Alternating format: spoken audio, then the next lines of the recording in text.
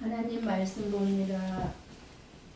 마태복음 5장 17절에서 20절 말씀을 한 절씩 교독해서 보고 읽고 듣도록 합니다. 제가 먼저 17절 봉독합니다. 내가 율법이나 선지자를 폐하러 온 줄로 생각하지 말라. 폐하러 온 것이 아니요 완전하게 하려 함이라. 진실로 너희에게 이르노니 선지가 없어지기 전에는 율법의 일점 이렛도 결코 없어지지 아니하고 다 이루리라. 그러므로 누구든지 이 계명 중에 지극히 작은 것 하나라도 버리고 또 그같이 사람을 가르치는 자는 천국에서 지극히 작다 일컬음을 받을 것이요 누구든지 이를 행하며 가르치는 자는 천국에서 크다 일컬음을 받으리라. 내가 너희에게 이르노니 너희 의가 서기관과 바리새인보다 더 낫지 못하면 결코 천국에 들어가지 못하리라. 아멘. 네, 우리는 지금 사순절 기간을 보내고 있습니다. 오늘 네 번째 주일을 맞았습니다. 사순절을 보내면서 우리는 예수님의 생애 그리고 예수님이 당하신 그 고난을 깊이 묵상하면서 끊임없이 예수님의 삶과 그 십자가 앞에서 내 자신이 얼마나 죄인인가를 깨닫게 됩니다. 나의 죄를 멸하시고 나에게 의의 옷을 입혀주기 위해 오신 예수님, 그 예수님이 끊임없이 우리들을 예수님께로만 이끌어갈 수 있도록 성령 하나님의 감동하심과 인도하심이 오늘 말씀을 듣는 이 시간에 크게 역사하시기를 축복합니다. 아멘. 하나님의 말씀인 성경을 우리가 읽고 듣다 보면 새신자는 말할 것도 없고 신앙생활을 오래 했어도 내가 모르는 말씀이 훨씬 더 많고 이해하기 쉽지 않는 것이 정상입니다. 그래서 아는 말씀이라 할지라도 아는 말씀이 계속 반복돼서 전해진다 할지라도 우리 가운데는 초신자도 있고 또 몇 번씩 들었다 할지라도 놓쳐버린 부분들이 또 많기 때문에 우리는 반드시 하나님의 말씀을 다시 들어야 되고 또 다시 들어야 됩니다.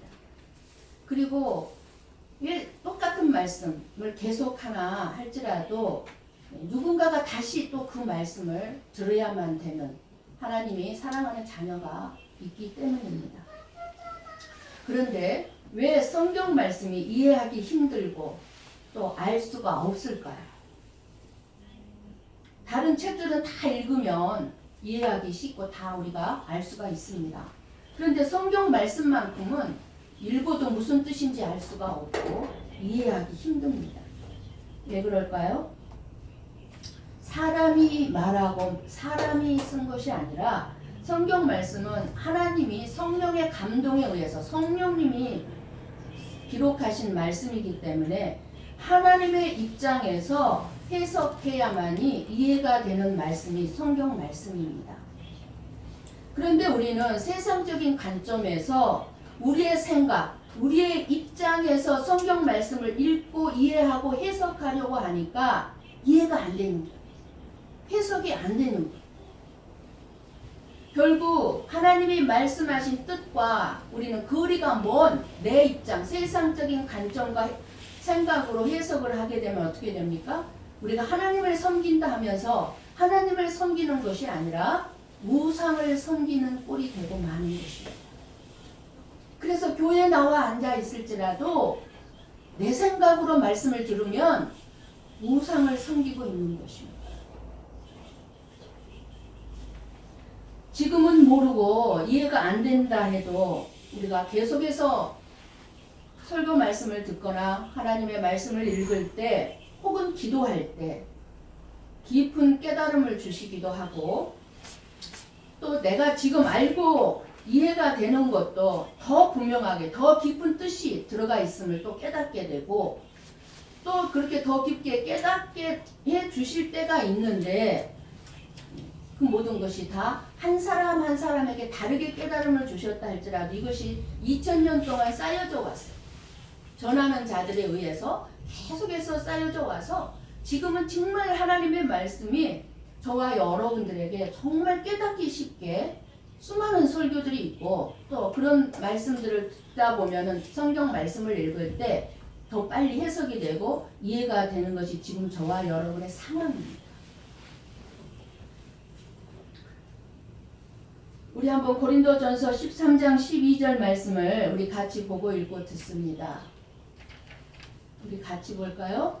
우리가 지금은 거울로 보는 것 같이 희미하나 그때에는 얼굴과 얼굴을 대하여 볼 것이요 지금은 내가 부분적으로 아나 그때에는 주께서 나를 아신 것 같이 내가 온전히 알리라.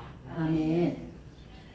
내가 온전히 알게 된 때가 있는데 우리가 지금은 하나님에 대해서 아는 진리가 이 복음 하나님의 말씀이 아주 희미합니다.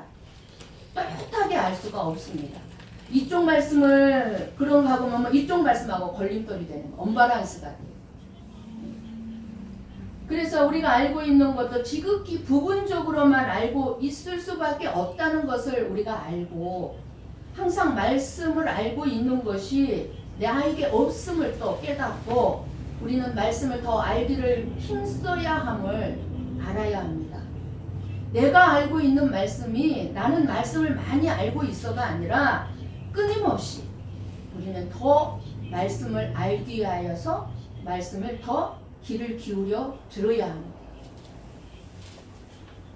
그 어느 누구도 완벽하게 하나님의 말씀을 해석할 수도 없고 전할 수도 없습니다. 다만 부분적으로 알게 하고 깨달음 주시는 그 부분까지 은혜를 받고 전하는 것입니다.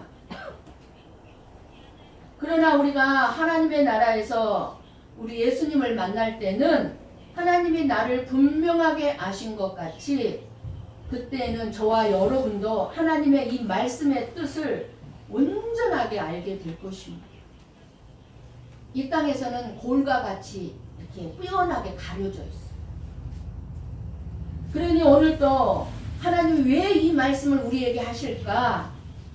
항상 이런 의문과 질문을 던지면서 들으신다면 우리에게 오늘도 우리에게 주신 이 말씀을 주신 그 하나님 아버지의 마음을 알게 되고 그 하나님 아버지의 마음이 바로 저와 여러분을 향한 사랑임을 잘 알게 될 것입니다.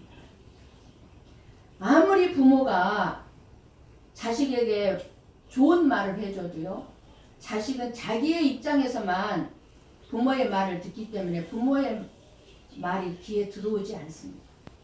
잔소리로가. 부모의 마음을 알 수가 없습니다. 그런데 그런 자식일지라도 부모의 마음을 헤아리고자 하는 마음으로 부모의 말을 듣는다면 그것이 그 모든 말이 다 부모님이 나를 향한 사랑인 것을 알게 되는 것처럼입니다. 오늘 17절 말씀을 보면은요, 예수님께서는 말씀합니다. 내가 율법이나 선지자를 폐하러 온 줄로 생각하지 말라. 폐하러 온 것이 아니요 완전하게 하려 함이라. 예수님은 율법을 완전하게 하시기 위해서 오셨다고 분명하게 말씀을 합니다. 그렇다면 율법이 무엇입니까? 율법은 모세오경, 출애굽기, 레위기, 민수기, 신명기, 오경이 바로 율법의 책이죠. 모든 계명이고 그 다음에 선지자들이 기록한 구약의 모든 말씀이 다 율법입니다. 이 율법을 짧게 요약한 것이 십계명이에요. 그리고 예수님이 또 십계명을 예수님이 한마디로 짧게 요약한 것이 무엇입니까? 우리 함께 같이 한번 얘기해볼까, 고백해볼까요? 하나님을 사랑하고 내 이웃을 내 몸과 같이 사랑하라. 이 한마디가 십계명을 요약해 놓은 새 계명, 예수님이 저와 여러분에게 주신 새 계명입니다. 왜 하나님께서 율법을 주셨을까요? 인간이 모든 율법을 완벽하게 지킨다는 것은 완전히 불가능합니다. 우리가 십계명을 지키며 살 수 없습니다. 그럼 지킬 수도 없는 율법을 왜 주었냐고, 우리에게 주었냐고 의문을 가질 수가 있습니다. 또 의문을 가져야 합니다. 왜 지킬 수도 없는 말씀을 주셨을까? 그런 의문을 가져야 말씀이 내 마음속에 팍팍 들어오는, 깨달아지는 거예요. 율법을 지킬 수 없다는 것을 알기 위해서 율법을 주셨습니다. 약간 모순된 말씀 같지만, 그러니까 뭐예요? 율법을 지킬 수가 없으니 너희들은 죄인이라는 것을 알라는 것입니다. 우리가 율법을 지키게 되면 어떻게 돼요? 나는 죄인 아니야, 이런 생각을 가지게 되죠. 조금만 착하게 살면 나는 죄인이라는 사실을 잃어버려요. 그런데 뭐예요? 지킬 수 없으니 죄인이라는 것을 알라는 거예요. 하나님의 은혜가 아니면 그러니까 저와 여러분은 살 수가 없고, 우리의 힘으로 율법을 지켜서 내가 의인이 될 수 없는 것을 깨닫도록 율법을 주신 것입니다. 그런데 지금 바리새인과 서기관들이 그 율법을 지켜서 천국을 가려고 하고 있다는 것입니다. 내가 이 땅에서 예수 안 믿어도, 하나님 안 믿어도 착하게 살아서 천국 가겠다는 거예요. 이런 바리새인과 서기관들의 잘못된 생각과 가치관을 바로 알게 하기 위해 17절 말씀을 주시면서 이 바리새인과 서기관들의 생각을 깨뜨리고 있는 것입니다. 율법을 완전케 하러 왔다는 것은 율법을 완전히 지키기 위해 이 세상에 왔다고 하는 말씀이기보다는 율법을 지키지 못하고 저주를 받아 멸망을 당할 수밖에 없는 너희들을 위해 그 저주를 내가 담당하기 위해서 오셨다는 말씀입니다. 즉 율법의 요구를 완성하러 오셨다는 거예요. 율법의 요구는 뭐예요? 너희들이 사랑하라 했으면 이 율법이잖아요. 거짓말하지 마라 율법이잖아요. 그러면 이거 우리 못 지키잖아요. 못 지키면 어떻게 돼요? 율법의 요구가 뭐예요? 너희들 못 지켰지? 그러면 어떻게 되나? 율법이 요구하는 게 뭐예요? 너희들은 지옥이야, 멸망이야. 이게 율법이 요구하는 거란 말이에요. 그런데 그런 저와 여러분을 뭐예요? 그것을 담당하기 위해서 오셨다는 거예요. 율법의 요구를 완전히 멸하기 위해서 오셨다는 거예요. 우리가 율법을 완벽하게 지키며 살 수 있다면 예수님이 십자가에 못 박혀 죽을 필요가 없습니다. 그러니까 율법을 완성하러 오셨다는 뜻은 저와 여러분을 구원을 받게 하기 위해서 저와 여러분이 율법을 잘 지켜야 하는 것이 아니라 구원받았기 때문에 율법을 지켜야 하는 것입니다.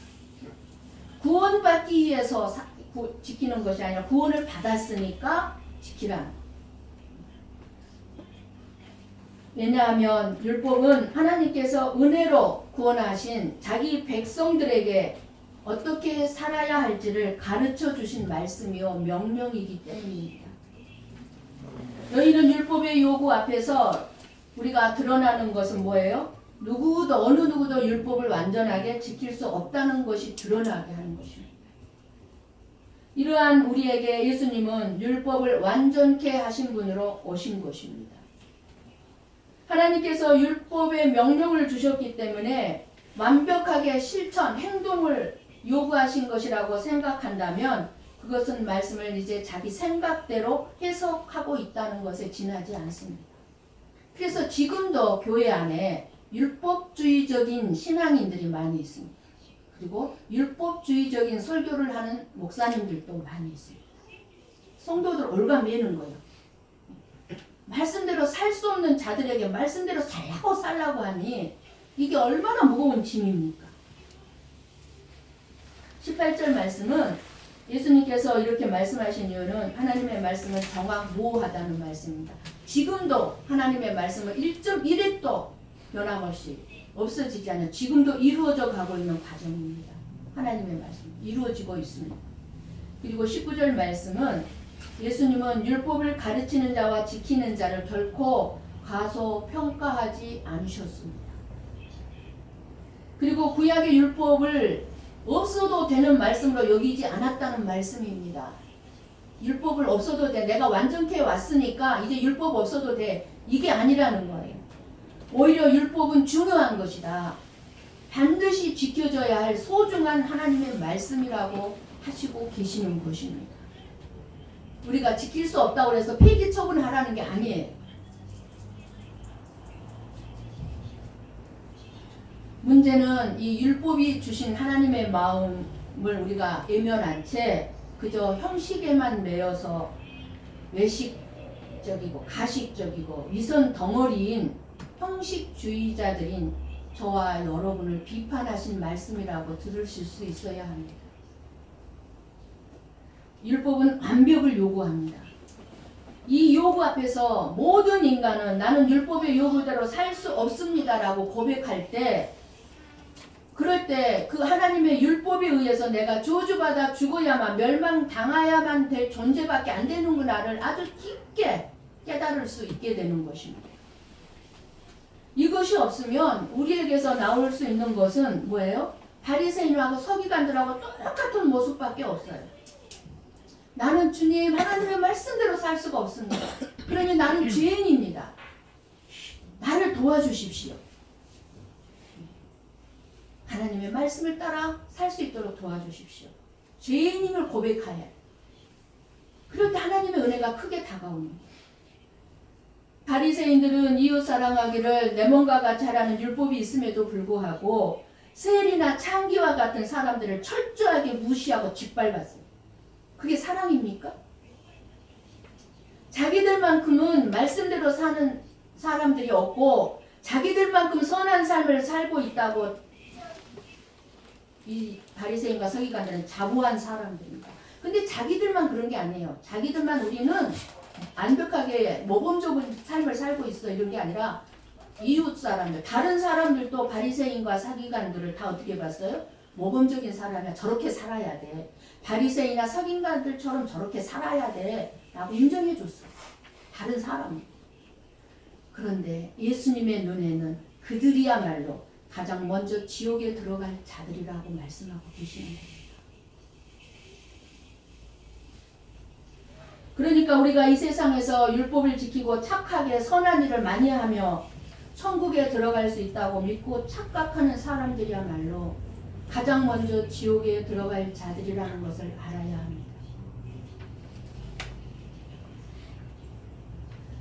스스로 나는 천국에 들어갈 수 있는 사람이야 라고 생각하고 있는 사람들에게 20절에 보면 내가 너희에게 이르노니 너희 의가 서기관과 바리새인보다 더 낫지 못하면 결코 천국에 들어가지 못하리라고 경고하고 계십니다. 서기관과 바리새인들이 누구입니다? 지금까지도 설명했지만 오직 구약의 모든 하나님의 말씀만을 연구하고 그리고 그 하나님의 구약의 말씀대로 살려고 온 힘을 기울인 사람들입니다. 바리새인과 서기관은 율법을 그 어떤 것보다도 가장 귀중하게 여기는 사람들이었고 자신의 생명보다 더 중요하게 인정했던 사람들이었습니다.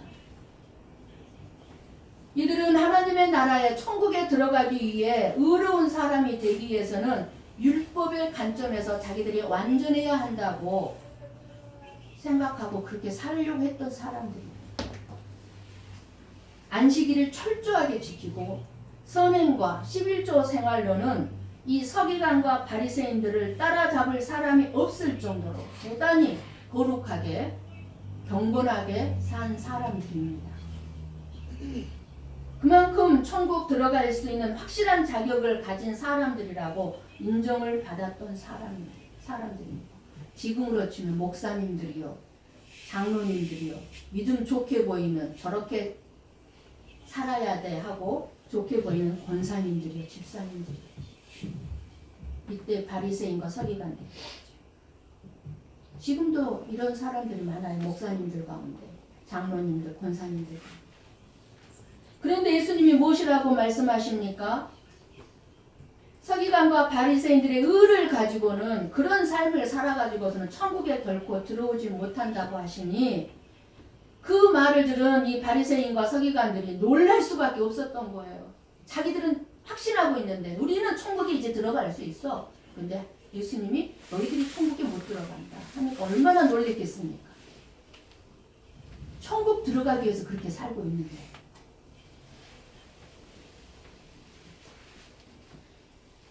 그런데 서기관과 바리새인의 삶보다 더 나은 삶이 되지 못하면, 더 나은 삶이 있을 수가 없는데 더 나은 삶을 살지 못하면 결코 천국에 들어가지 못한다고 말씀하고 계시니 나는 어떻게 해야 합니까? 여러분은 어떻게 해야 합니까? 서기관과 바리새인의 의보다 더 나은 의란 어떤 의를 말해요? 어떤 의를 말할까요? 전혀 다른 의를 뜻합니다. 예수님의 의가 아니면, 십자가의 피가 아니면 결코 천국에 들어가지 못한다는 것입니다. 아무리 착하게 살아도 예수님의 피가 아니면 못 들어간다 그 말입니다.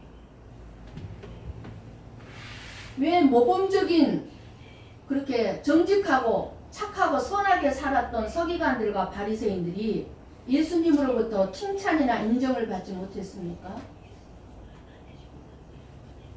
죄인들에게서 나오는 자기에게 있는 어떤 의를 자랑하면 하나님이 받아주시리라고 생각했기 때문입니다.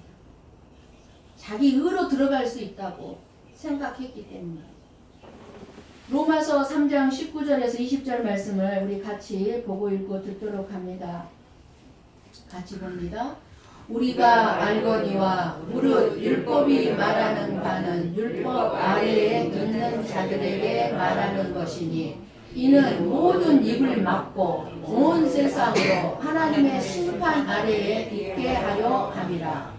그러므로 율법의 행위로 그의 앞에 의롭다 하심을 얻을 육체가 없나니 율법으로는 죄를 깨달음이니라. 아멘. 뭐예요? 무슨 말씀이에요 지금? 율법을 지킴으로 인해서 의로울 사람이 아무도 없다 그 말이야. 오직 율법은 뭐라는 거예요? 율법은 오직 죄를 깨닫게 하기 위해서 주셨다 그 말이야. 절대로 모범적인 삶을 살았다 할지라도 구원받을 수 없는 이유를 분명하게 말씀해 주고 있습니다. 율법을 알면 알수록 자신들이 얼마나 하나님 앞에 악하다는 것을, 죄인이라는 것을 발견해야 되는 거예요. 그런데 율법을 연구하는 이 바리새인과 서기관들이, 목사들이 그 자신의 악함을 보는 것이 아니라 도리어 하나님 앞에 나는 이런 일을 하고 있기 때문에 이렇게 복음을 전하고 착하게 살고 있기 때문에 선하다고 생각하는 것은 율법을 반대로 생각한 것임을 드러내는 것이다 그 말이에요. 그래서 날마다 하나님 앞에 자랑할 것만 생각했습니다. 이런 사람은 결코 천국에 못 들어간다는 것입니다. 우리가 세상을 살아가다 보면 정말 자랑할 일 많이 있습니다. 자랑할 일 많이 있지만 크게 또 억울할 때도 너무 많이 있습니다. 건강을 잃어서 억울할 때도 있고, 재산을 잃어서 억울할 때도 있고, 또 명예가 훼손되어서 억울할 때도 있습니다. 이 모든 것들 가운데서 가장 억울함이 무엇인지 묻는다면 여러분들은 무엇이 가장 억울하다고 생각하시겠습니까? 무엇이 억울해요? 여러분의 인생에서.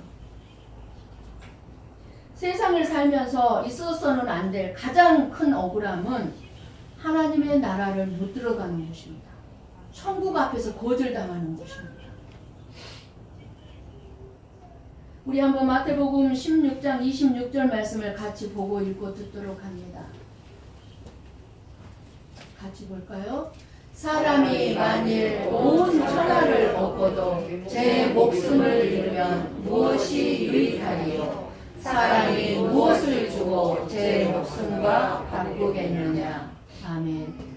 여기서 제 목숨을 잃으면 무엇이 유익하리요? 영원한 생명을 말씀합니다. 이 땅에 생명도 들어가 있지만 영원한 생명.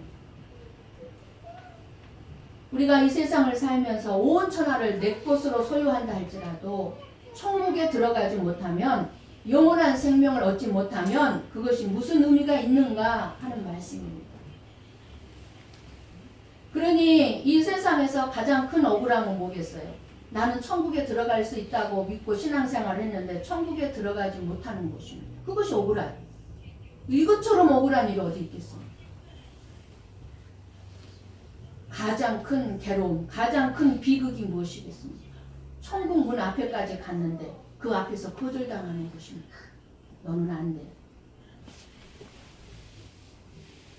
예수님이 이 사실을 아주 실감나게 표현하셨습니다. 누가복음 13장 28절 말씀을 봅니다. 같이 볼까요? 너희가 아브라함과 이삭과 야곱과 모든 선지자는 하나님 나라에 있고 오직 너희는 밖에 쫓겨난 것을 볼 때에 거기서 슬피 울며 이를 갈리라. 아멘. 여러분 슬피 울며 이를 가는 적이 갈아본 적이 있습니까? 이 땅에서는 아무리 괴롭고 고통스러워도 슬피 울며 이를 가는 것이요 천국문 앞에서 일을 가는 거하고는 비교할 수가 없는 거예요. 내가 틀림없이 천국 갈 줄 알고 정말 봉사도 헌신도 희생도 많이 했는데 근데 막상 천국에 왔는데 문을 닫으면서 너는 안 돼 라고 말을 듣는 사람은 영원토록 울며 이를 갈 것이라고 했습니다. 예수님이 표현한 말씀입니다. 반드시 이런 일이 있을 거기 때문에 이 말씀을 하신 거예요. 그럼 누가 천국에 들어갈 수 있습니까? 바리새인과 서기관들이 내세우는 의보다도 더 나은 의를 가진 사람이 천국에 들어갈 수 있다고 분명히 말씀했습니다. 그러면 천국에 들어갈 수 있는 더 나은 의가 무엇입니까? 우리는 이 의를 가져야 돼요. 바리새인과 서기관들처럼 말씀대로 살지 못할지라도 우리 한번 로마서 3장 25절 26절 말씀을 보고 읽고 듣습니다. 같이 봅니다. 이 예수를 하나님이 그의 피로써 믿음으로 말미암는 화목 제물로 세우셨으니 이는 하나님께서 길이 참으시는 중에 전에 지은 죄를 간과하심으로 자기의 의로우심을 나타내려 하심이니 곧 이때에 자기의 의로우심을 나타내사 자기도 의로우시며 또한 예수 믿는 자를 의롭다 하려 하심이라. 아멘. 예수님은 자기 자신을 저와 여러분의 죄를 대신한 화목제물로 삼으셨다는 거예요. 이 말씀을 쉽게 설명하면 이미 율법으로 말미암아 우리는 죄인일 수밖에 없습니다. 하나님의 말씀을 지키며 살 수 없는 죄인일 수밖에 없는데 이 죄로 말미암아 저와 여러분은 멸망당할 수밖에 없어요. 지옥불에 떨어질 수밖에 없습니다. 그러나 예수님께서 십자가에서 죽으심으로 말미암아 우리의 죄를 다 해결하셨다는 말씀입니다. 이것이 더 나은 의예요. 그러면 우리는 의로운 존재로 칭함을 얻게 된다는 거예요. 저와 여러분, 예수 믿는 저와 여러분을 의롭다 하려 더 나은 의를 주셨다는 거예요. 우리가 율법보다 나은 의를 갖게 된 비결은 단 하나, 십자가의 보혈의 피로 용서받은 것입니다.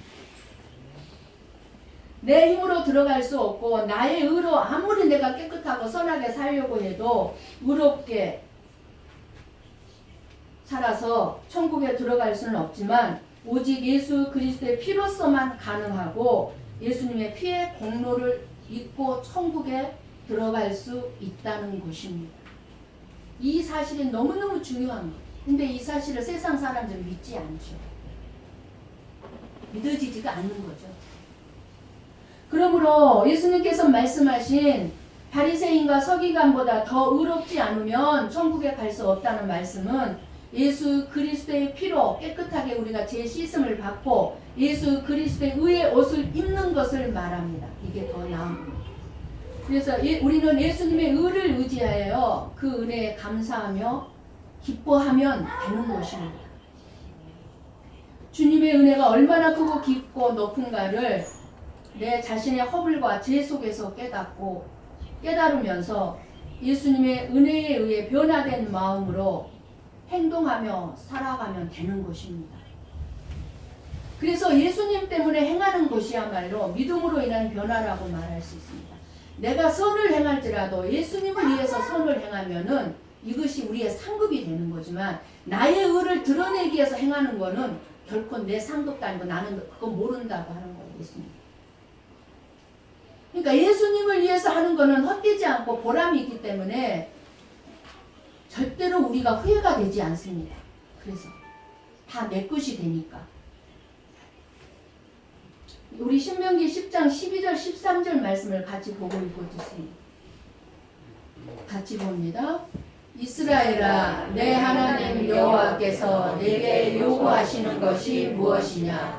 곧 내 하나님 여호와를 경외하여 그의 모든 도를 행하고 그를 사랑하며 마음을 다하고 뜻을 다하여 내 하나님 여호와를 섬기고 내가 오늘 내 행복을 위하여 내게 명하는 여호와의 명령과 규례를 지킬 것이 아니냐.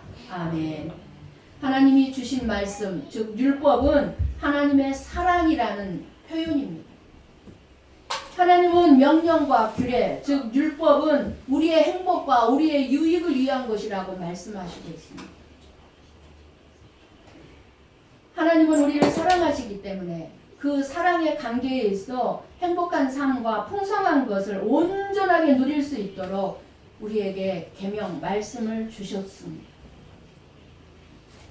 율법을 지키는 일이 어렵고 이웃을 사랑하는 일이 어려운 이유가 어디에 있습니까? 왜 우리는 이웃을 사랑하라는 하나님의 말씀을 행동으로 옮길 수 없습니까? 왜 힘들고 어렵습니까?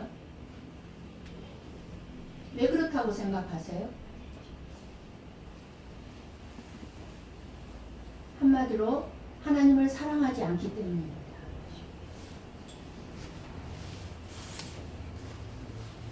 사랑하지 않으면 모든 것이 짐이 됩니다. 어렵습니다. 사랑하면 쉬운데 사랑하지 않으면 힘들고 괴롭습니다. 하나님을 사랑하면 하나님의 법을 지키기가 쉽습니다. 너희 의가 서기관과 바리새인보다 더 낫지 못하면 결코 천국에 들어가지 못하리라. 아무리 우리가 저와 여러분 열심히 주의를 지키고 거룩한 모습으로 나와서 예배를 드리고 있다 하여도 저와 여러분의 마음 깊이 진정한 감격과 감사가 없는 서기관과 바리새인들과 같이 형식만 남아있는 예배와 신앙생활을 하고 있는 저와 여러분에게 오늘 하나님께서 책망하시는 음성을 들을 수 있기를 바랍니다. 저와 여러분을 지금 책망하고 계시는 말씀입니다. 왜 지킬 수 없니? 왜 지킬 수 없다고만 생각하니? 이유는 단 하나다. 하나님을 사랑하지 않기 때문에. 우리가 입술로는 다 지금 이 자리에 앉아있는 저와 여러분이 무엇을 얘기합니까? 하나님 사랑한다. 여러분 집에 앉아서 기도할 때 늘 고백하죠? 하나님 사랑합니다. 진짜 사랑하는 고백일까요? 우리가 서기관과 바리새인보다 더 나은 의를 잊게 될 때 주님께서 영접하시는 하나님 나라에 우리는 천국에 들어갈 수 있게 될 것입니다. 하나님을 향한 사랑이 하나님의 말씀을 온전히 이루는 것입니다. 우리가 하나님을 사랑하면 하나님의 말씀을 온전히 이룰 수 있는 것입니다. 하나님을 향한 사랑이 온전한 크리스찬이 믿는 사람이 되게 하는 것입니다. 우리 안에 이런 하나님을 향한 뜨거운 사랑과 열정이 가득하기를 주님의 이름으로 간절히 축원합니다. 아멘. 기도하겠습니다.